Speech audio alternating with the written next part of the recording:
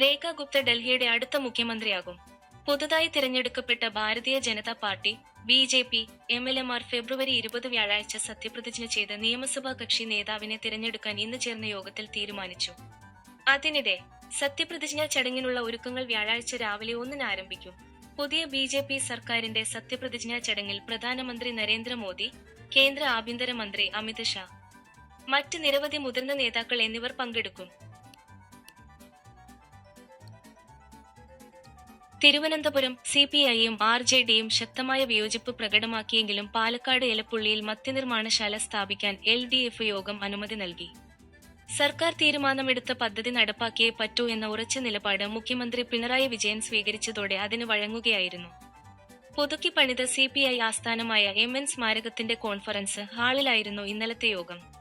ഭൂഗർഭജലം ഉപയോഗിക്കില്ലെന്നും കൃഷിയെ ഒരു തരത്തിലും ബാധിക്കില്ലെന്നും മുഖ്യമന്ത്രി യോഗത്തിൽ വ്യക്തമാക്കി. നയപരമായ വിഷയത്തിൽ ഇടതുമുന്നണി ചർച്ച ചെയ്യാതെ സർക്കാർ പദ്ധതിയുമായി മുന്നോട്ടുപോയതു ശരിയായ നിലപാടില്ലെന്നും ഭാവിയിൽ മുന്നണിക്കു ദോഷം ചെയ്യുമെന്നും CPIയും RJDയും അഭിപ്രായപ്പെട്ടു.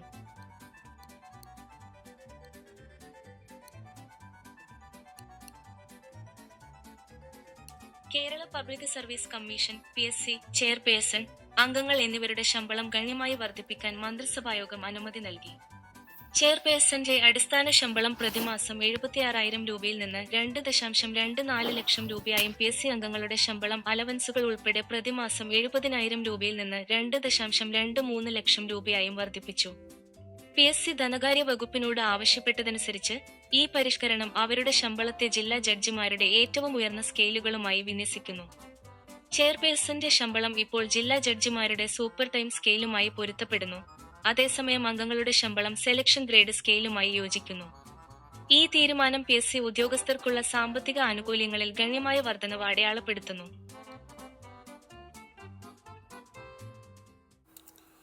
വിഴിഞ്ഞം തുറമുഖവുമായി ബന്ധപ്പെട്ട് ആയിരക്കണക്കിന് തൊഴിലവസരങ്ങൾ മുന്നിൽ കണ്ടുകൊണ്ട് കേരള യൂണിവേഴ്സിറ്റി കോഴ്സുകൾ ആരംഭിക്കുന്നു.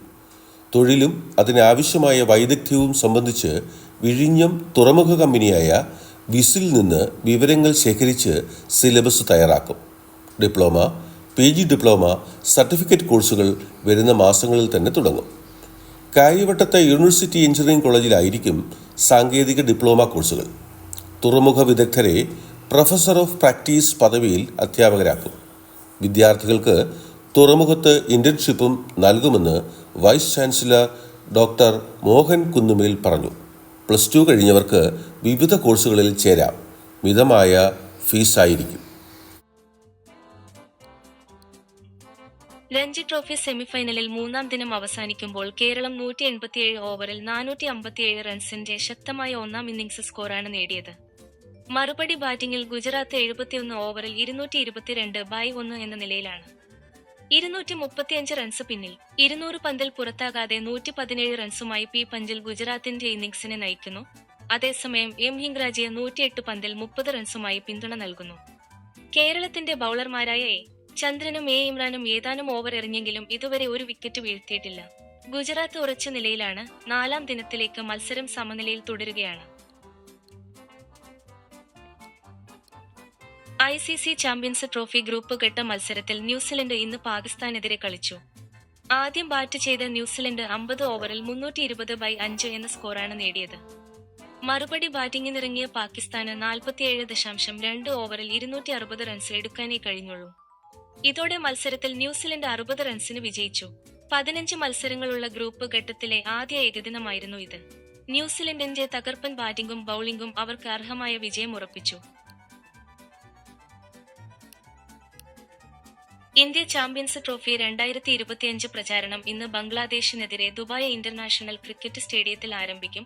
മത്സരം ഉച്ചയ്ക്ക് രാത്രി 2 മണി കഴിഞ്ഞ് 30 മിനിറ്റിന് ആരംഭിക്കും. Captain Rohit Sharma top order ബാറ്റ്സ്മാൻമാരിൽ നിന്നുള്ള ഗണ്യമായ സംഭാവനകളുടെ പ്രാധാന്യം ഊന്നിപ്പറയുന്നു. പ്രത്യേകിച്ചും ശുഭ്മാൻ ഗില്ലിന്റെ സമീപകാല ഫോം ടീമിന്റെ സാധ്യതകൾക്ക് നല്ല സൂചനയായി എടുത്തുകാണിച്ചു. Thank you. Have a nice day.